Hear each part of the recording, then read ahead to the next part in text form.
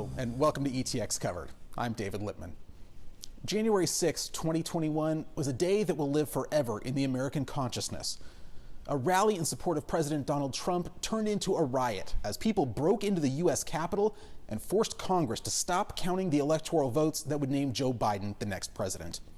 Texas Senator Ted Cruz was in the spotlight as well on Wednesday as the senator leading the effort to object to the electoral votes from certain swing states. He spoke to me the day after in a one-on-one interview about the riot, President Trump's behavior, and what comes next for the Republican Party. Senator, thanks for speaking with me today. I know you campaigned in Georgia recently, so you've seen the anger that people have had. Are you surprised that that anger and the distrust in the election process led to that riot? Well, yesterday's event was tragic. We saw a terrorist attack on the United States Capitol. It was despicable. It was an assault on the citadel of democracy. And every one of those violent criminals who attacked the Capitol, they should be fully prosecuted. And they should spend a long time in jail. It was really a sad day for the country to see violence overwhelming the grounds of the Capitol building. There are a lot of calls for either the 25th Amendment to be invoked or for President Trump to resign for his role in inciting the crowds and potentially urging the rioters to break into the Capitol. What do you make of that?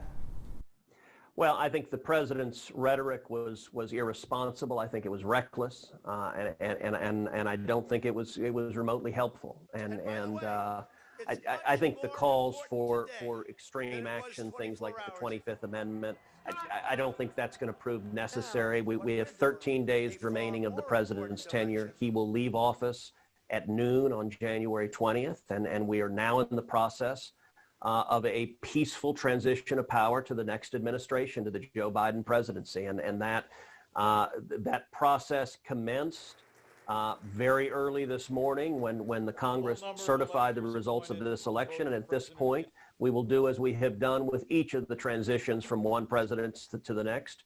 We will follow that very same process here. How do you view some of your colleagues who had initially said that they would object to some of the electoral votes from the different states, but then after the riots had happened and session reconvened, decided to change their mind? Well, sure. And there were several. Listen, when this terrorist attack happened, I mean, it was a traumatic experience for everyone in the building and for everyone across the country.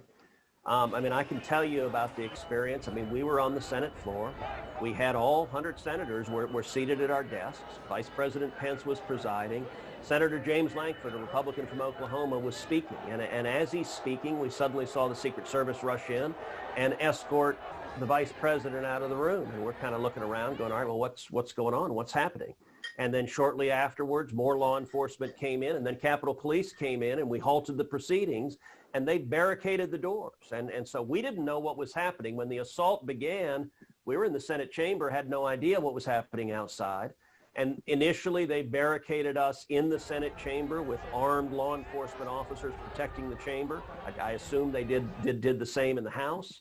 Ultimately, what they ended up doing was removing everyone from the Senate chamber and moving us to a secure third location that was away from that chamber. And then, as you know, tragically, the terrorists broke into the chamber. They did damage.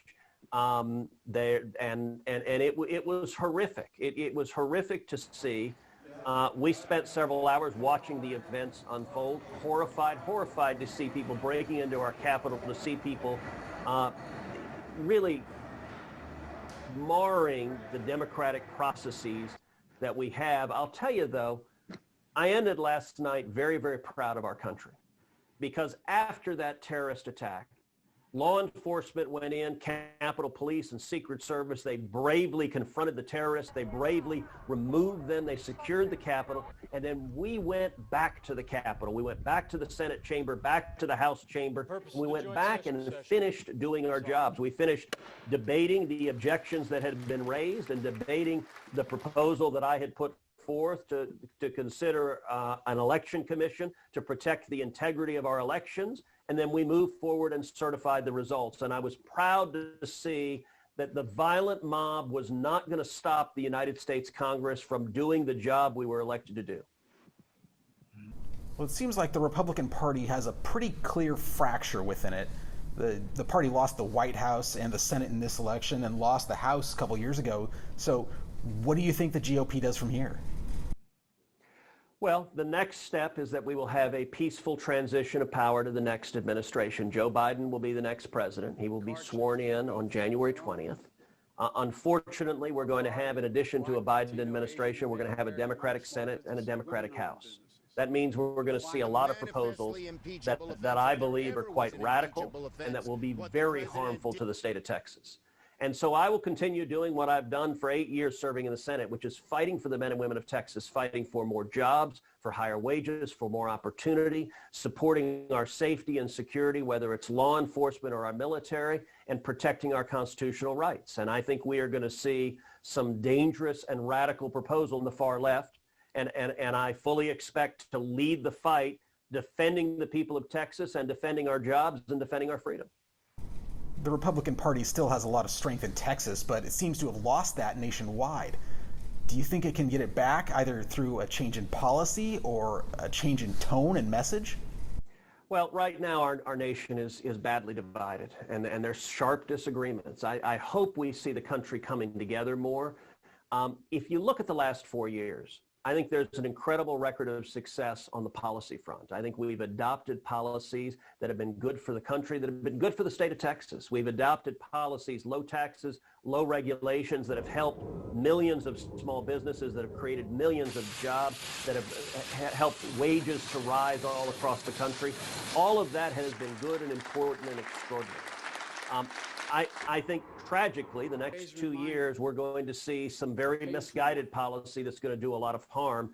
But if you look at the last election, even at the same time that Joe Biden narrowly was winning the presidency, Republicans gained seats in the House of Representatives, and we held on to many of the closely contested Senate races.